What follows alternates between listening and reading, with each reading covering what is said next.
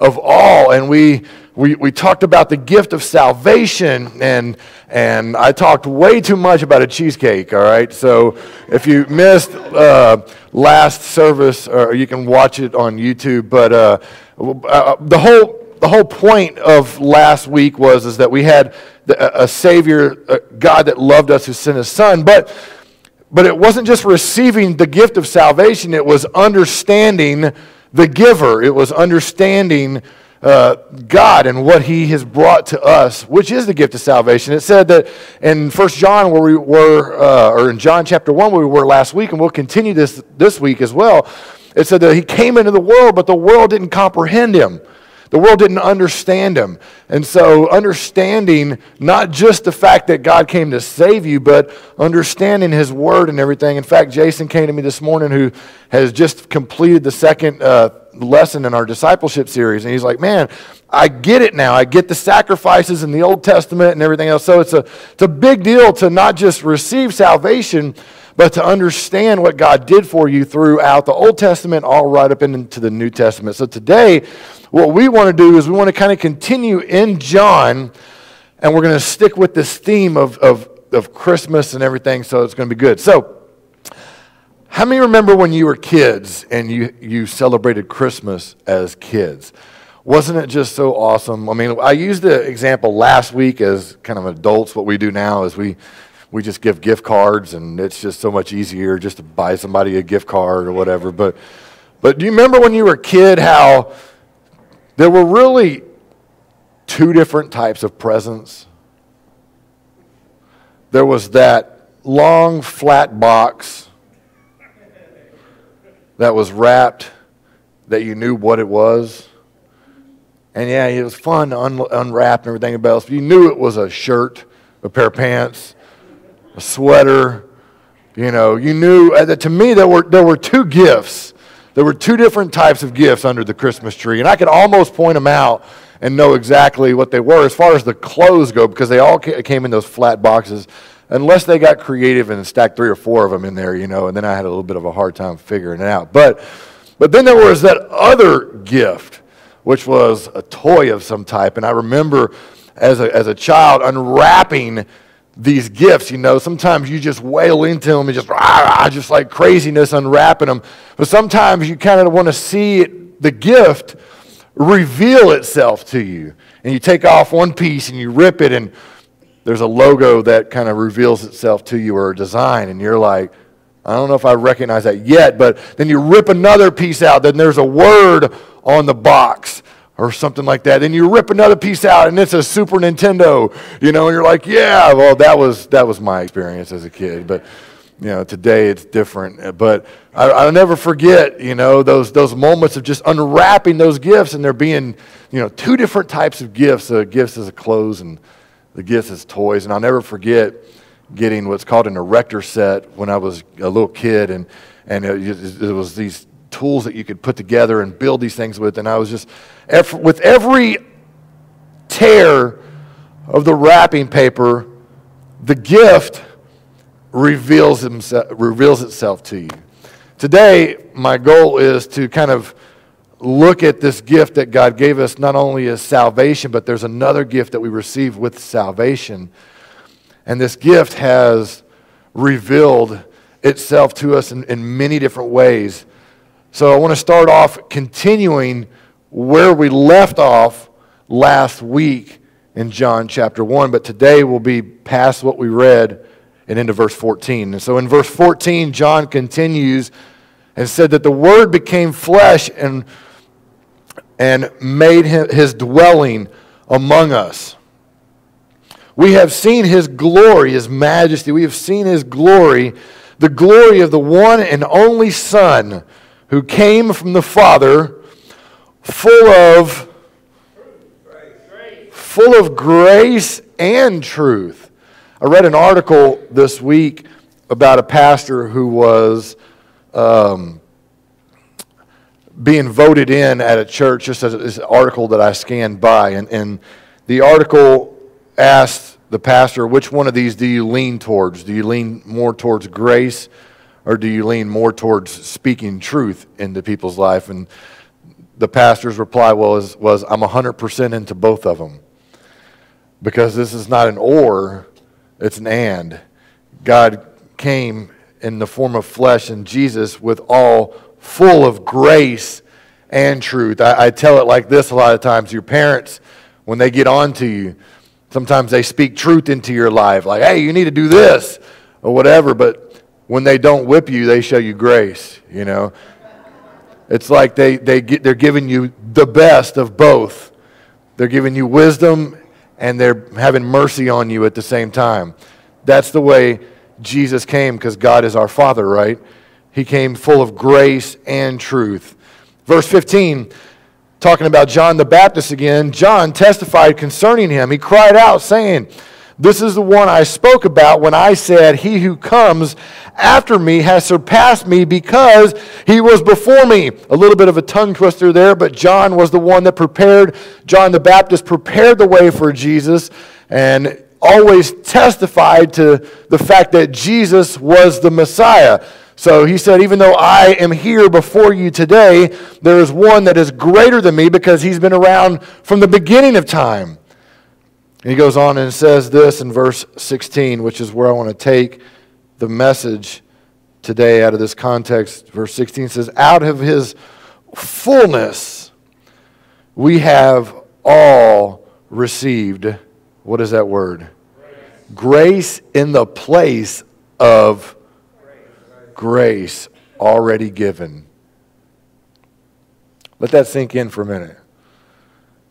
That out of his fullness, we have all received grace in the place of grace already given. One translation says it like this, the King James Version: we have received grace for grace. Verse 17, for the law was given through Moses, but grace and truth came through Jesus Christ. Have you ever gotten in trouble as a kid? And maybe, I don't know what kind of household you grew up in, but I never will forget how many times Mom told me, wait until your dad gets home. Wait till your father gets home. And there was moments where I was scared when my dad was to come home from work or come home, because I knew that I had done whatever, gotten in trouble with Mom, and that Dad was, for whatever reason, Mom most of the time didn't have any problem delivering punishment, okay? In fact, I kid at times that you know, my dad had the strength to hold us down, and I don't know about y'all, we used to get whippings when we was kids, okay? So Dad had the strength to hold us down, and he could just do like this to our booty, you know, with the belt or whatever. But Mom didn't have that strength, so she was just like, you know, just like a wild woman sometimes. But so Mom at times didn't really have any problem, you know, bringing judgment on us kids. However, there were moments, I guess, for whatever reason, we would get in trouble with Mom while we were home, and she would say, you know, you wait till your dad gets home. There would be moments. I remember Dad would come home at times, and he would give us the punishment that we deserved or whatever. And I always thought, you know, that's got to not be cool as a dad to come home and the first thing you got to do is punish your kids, you know. But I remember there would be times where he would come home and he would give us punishment. There would be times when I would hide the belt and he couldn't find it. And so out of lack of not wanting to search for it or whatever, sometimes he would just sit us down and give us strong warnings about what it is. You better obey your mother, you know, you better listen to her, stop giving her, whatever it might be. There were times where I feel like that the punishment, for whatever reason, it was delayed, but whenever it came time to actually give that punishment, in one form or fashion, it was either given or it wasn't. It was just given with a hard, stern warning. Now, think about this, if you would, when it comes to how God has shown us in previous events how he has given us or given people in the Old Testament grace. See, I want you to know that just because Jesus died on the cross and rose again, that there wasn't a special thing created called grace all at one time, and then all of a sudden, it just appeared and we had access to it. Grace was a part of God's nature from the beginning of time. And think about this, if you would, Adam and Eve. Could you imagine? Go back in the garden, if you would, when Adam and Eve was told that they live in paradise and they have access to anything that they want. They just were told not to eat of the tree of good and evil. And of course, we know the story. They ate of the tree or the fruit or whatever, and God said, if you do this, you'll surely die. Could you imagine the fear of knowing that you had done something wrong? Kind of like the fear of waiting for my dad to get home. Could you put yourself in Adam and Eve's shoes and imagine how scared they must have been to face God after that? In fact, the Scripture gives us a little bit of insight into that they were so ashamed that they covered themselves with fig leaves. And they come before God, covering themselves up, and God says, what have you done? And now Adam and Eve, for the first time, get to watch God deliver punishment. And he lines out the curse. But what does he do? He takes two animals and kills two animals. The first time that Adam and Eve saw death, kills two animals. And out of his grace, he clothes them with those animals. See, the character of grace has been around forever. Could you imagine being Noah, the one righteous man found on earth at that time, being told to build a boat and having everybody ridicule you? But then when the time came and the rain fell, you're on this boat and you're hearing people knocking at the outside of the door. Let us in, let us in, let us in. Or maybe you climb up to the top of the boat and the flood is rising and you see other people climbing to the tops of the highest mountain, realizing that the highest peak wasn't going to be enough. But yet for Noah and his family, God gave them grace. What about the children of Israel? All throughout the times whenever they were delivered from Egypt, could you imagine yourself there as God parts the river Jordan and they walk through it and they're standing on the other side and they're watching the people that want to kill them come through the middle of the river. And they're watching their adversaries come closer and closer, then all of a sudden the river collapses on them. And God shows grace to the Israelites. See, David even said it like this. King David said, taste and see that the Lord is good. Blessed is the one who takes refuge in him. Blessed is the one who takes refuge in him. All these stories that we have to look at, just like I said, it wasn't just all of a sudden that grace was created. It was all of a sudden that grace was available now in a new way, which I want to show you through the Scripture. Grace on top of grace, or grace for grace, or grace given from grace already given, John says.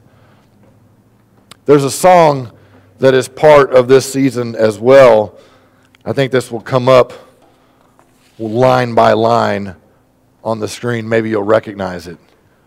You better watch out. What's the next line? You better not cry. You better not pout. I'm telling you why. What's the next line? Let's continue this. What is Santa doing? He's making a list. What else is he doing? Checking it twice. Santa's got a list. He's made it. He's going over it. He's checking it twice. What is the next part? He's going to find out who's naughty or nice. Why? Because Santa Claus is coming to town. What's this next one? I got a point. Let's continue. Man, Santa's got some powers. He sees you when you're sleeping. In fact, he knows when you're awake. In fact, he even knows if you've been bad or good. So come on, guys. Be good, for goodness sakes. Santa Claus is coming to town. Now, I'm so glad that God didn't step back and evaluate mankind the way Santa does. I'm so glad that God didn't step back and go, you know what? We've had 1,000 years now that has taken place. Let's evaluate mankind and see if they, because what this song is all about is deserving of gifts. The song talks about you being nice, and Santa knows if you've been naughty or nice, and he's coming to town, so you better be nice, you better be good, because if you don't, you may not get anything. You may not deserve gifts. I'm so glad, I don't know about you, I'm so glad that after 1,000 years of record of mankind, God didn't step back and go, let's look at mankind and evaluate them and see whether they've been naughty or nice. And let's see, and maybe if we evaluate them correctly and they've been nice, then we'll send Jesus to the earth and he can die for their sins. No, but what we have is a promise all the way back through the prophets that this was going to happen. In fact, look at the way that Isaiah writes this in Isaiah 53, 4 through 6. He says, surely he took, this is several hundred years before Jesus came, surely he took our pain and bore our suffering, yet he considered his punishment, but we considered it punishment by God, stricken by him and afflicted. Verse 5. But he was pierced for our transgressions. He was crushed for our iniquities. The punishment that brought us peace was upon him, and by his wounds we are healed. We all, like sheep, have gone astray. Each one of us have turned and gone our own way, and the Lord has laid on him the iniquity of us. Thank God that God doesn't act like Santa Claus. This is a promise hundreds of years before Jesus came that God was going to do something radical. He was going to give you grace on top of grace. And the prophet Jeremiah said it like this in verse 33 of chapter 31. This is the covenant that I will make with my people of Israel after that time, declares the Lord. I will put my law in their minds and write it on their hearts. I will be their God, and they will be my people. Verse 34, no longer will they teach their neighbor or say to one another, know the Lord, because they will all know me. From the least to the greatest, declares the Lord, for I will forgive them their wickedness, and I will remember their sins no more.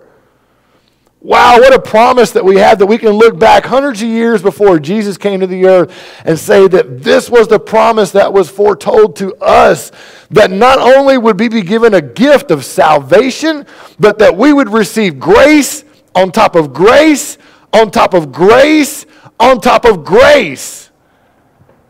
That this is what God has done for us. God looked at us and he looked at us, and instead of